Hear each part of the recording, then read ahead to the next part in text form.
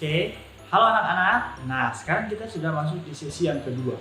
Nah, di sesi yang kedua ini kita akan belajar tentang penjumlahan pecahan. Di sesi pertama tadi, kalian tentu sudah belajar tentang penjumlahan pecahan, namun dengan berkaitan dengan pecahan dalam bentuk persen. Nah, tadi kan kalian sudah belajar tentang penjumlahan tersebut. Nah, sekarang kita akan belajar tentang penjumlahan pecahan yang bentuknya lain. Nah, pecahan kali ini akan kita pelajari adalah pecahan desimal. Nah, pecahan desimal ini adalah salah satu bentuk pecahan juga, ya. Nah, Bapak akan jelaskan apa itu pecahan desimal dan bagaimana cara menjumlahkan pecahan desimal, ya. Nah, khususnya hari ini kita akan belajar bagaimana menjumlahkan pecahan desimal dengan pecahan biasa, ya, atau juga dengan pecahan campuran, ya. Kita akan belajar sama-sama. Oke, jadi simak videonya baik-baik ya. Nah, pecahan desimal biasanya bentuknya seperti ini. Misalnya contohnya ada pecahan desimal 0,1. Nah, kalian perhatikan ini adalah bentuk pecahan desimal, ya. Oke, dalam menjelaskan pecahan desimal kali ini, Bapak mau memberitahu kalian kunci supaya kalian jangan bingung ketika kalian ingin mengubah pecahan desimal menjadi pecahan biasa. Nah, kita akan pakai aturan seperti ini. Kalian perhatikan di sini ada tanda koma. Jadi, karena tanda komanya ada di tengah, maka angka yang berada di sebelah kiri koma itu kita sebut di depan, ya. Sedangkan kalau angka yang berada di sebelah kanan koma, artinya dia di belakang. Jadi, 1 berada di belakang koma dan 0 ada di depan koma, ya. Nah, kalian perhatikan di sini desimalnya itu adalah 0,1. Ya, artinya ada satu angka yang ada di belakang koma, ya. Nah, untuk mengubah pecahan desimal menjadi pecahan biasa, kalian harus tahu itu dulu.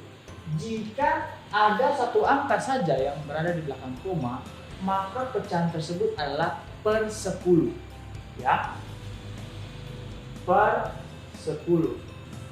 Jadi, jika satu angka saja yang berada di belakang koma, maka pecahan tersebut adalah per 10. Nah, jadi berapa pembilang yang di atasnya, Pak? Nah, kalian lihat, karena di sini hanya ada angka 1 di belakang koma, maka angka yang di atas adalah 1. Ya. Nah, jadi 0,1 menjadi pecahan biasa itu adalah 1 per 10. Nah, sekarang coba perhatikan contoh yang kedua ya. Misalnya kita punya pecahan desimal seperti ini, 0,5. Nah, karena ini cuma satu angka di belakang koma, maka pecahan biasanya itu kita per 10. Ingat, jika cuma satu angka di belakang koma, maka dia per 10. Ya, jadi penyebutnya itu pasti 10. Sedangkan pembilangnya, karena di sini adalah angka 5, maka pembilangnya adalah 5. Ya. Nah, jadi itu cara mengubah pecahan desimal menjadi pecahan biasa. Nah, kalau kasih contoh satu lagi ya. Kalau misalnya ada angka seperti ini, 0,12. Nah, karena ini ada dua angka di belakang koma, ya, maka dia itu pasti penyebutnya adalah 100. Karena ada dua angka di belakang koma, maka dia per 100. Dan seterusnya, kalau misalnya ada 3 angka berarti per 1000. Jadi dia berkelipatan terus, ya. Nah, kemudian berapa pembilangnya? Karena di sini 12, maka kita masukkan di sini jadi 12. Jadi 0,12 sama dengan 12 per 100 begitu. Nah, satu contoh terakhir ya. Kalau misalnya pecahan desimalnya itu adalah 1,1. Kira-kira bagaimana? Nah, jadi kalau misalnya pecahannya itu 1,1 seperti ini, ya. Kalian tetap di sini karena ada satu angka di belakang koma, berarti di sini per 10, ya. Kalian lihat, karena di sini ada angka 1 dan 1, maka masukkan saja 11. Oke? Nah, jadi begitu caranya. Coba kita misalkan yang contoh yang kedua lagi. Misalnya pecahan desimal itu adalah 2,3.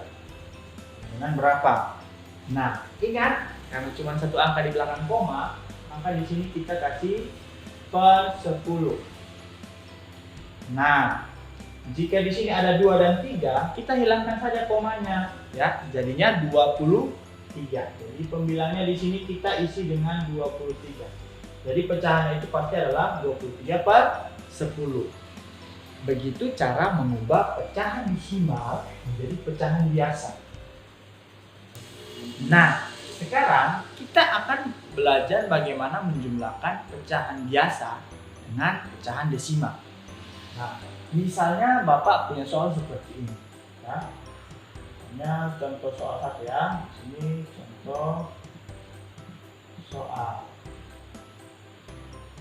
Yang pertama misalnya itu pecahannya adalah 0,2 ditambah 3 per 5. Nah, ini contoh pertama 0,2 ditambah 3 per 5. Kalian perhatikan, untuk menjumlahkan soal ini, ya, atau pecahan ini, kita harus mengubah pecahan desimal ini menjadi pecahan biasa dulu, ya. Jadi karena di sini 0,2, kita harus ubah dulu jadi pecahan biasa. Lihat, cuma satu angka di belakang koma dan di depannya itu 0. Maka di sini pasti per 10 karena cuma satu angka di belakang koma. Kemudian pembilangnya karena di sini 2, ya. Kita isi dengan 2. Jadi pecahan 0,2 ini menjadi 2 per 10 ditambah dengan 3 per 5, ya. Nah, jika sudah seperti ini, apakah bisa langsung dijumlahkan? Tentu tidak, karena penyebutnya belum sama. Jadi kita harus samakan penyebutnya dulu, ya. Jadi karena di sini ada 10 dan 5, kita cari KPK dari 10 dan 5. Nah, kalau dicari KPK-nya itu sama dengan 10, ya. Jadi di sini per 10 ditambah per 10, ya. Bapak tidak perlu menjelaskan bagaimana cara menentukan KPK-nya lagi ya, karena sudah dijelaskan di sesi yang pertama. Nah, ketika kita sudah dapat KPK-nya itu adalah 10, maka kita tentukan pembilangnya ini berapa, ya. Caranya seperti yang di sesi pertama, 10 dibagi 10 dikali 2 untuk pecahan yang pertama. Di 10 dibagi 10, 1 dikali 2 sama dengan 2. Jadi di sini pasti 2 per 10. Kemudian ini 10 dibagi 5 itu sama dengan 2, 2 dikali 3 sama dengan 6. Jadi di sini 6. Hasilnya adalah 2 ditambah 6 per 10. 2 tambah 6 per 10. Hasilnya sama dengan 8 per 10. Oke, jadi ini adalah hasil dari penjumlahan 0,2 ditambah 3 per 5. Nah, sekarang tadi di sesi yang pertama Bapak sudah ajarkan kalian bagaimana cara menyederhanakan pecahan. Nah, di sini kita mendapatkan hasil 8 per 10. Tapi apakah ini bisa disederhanakan? Caranya kita harus menentukan FPB dari kedua angka ini. Nah, jika dicari FPB dari 8 dan 10, maka kita bisa menemukan angka sama dengan 2. Ya, jadi FPB dari 8 dan 10 ini adalah 2. Jadi kita harus membagi kedua angka ini dengan 2. Jadi 8 dibagi 2, 10 dibagi 2. Ya. Jadi sama dengan 8 dibagi 2, 4. 10 dibagi 2, 5. Nah, jadi hasil akhirnya itu adalah 4 berbanding 5 atau 4 per 5. Oke? Nah, sekarang Bapak akan menjelaskan soal yang kedua. Misalkan ada soal seperti ini ya. Soal nomor 2. 2 per 3 ditambah 1,4. Nah, ini adalah soal yang kedua ya. 2 per 3 ditambah 1,4.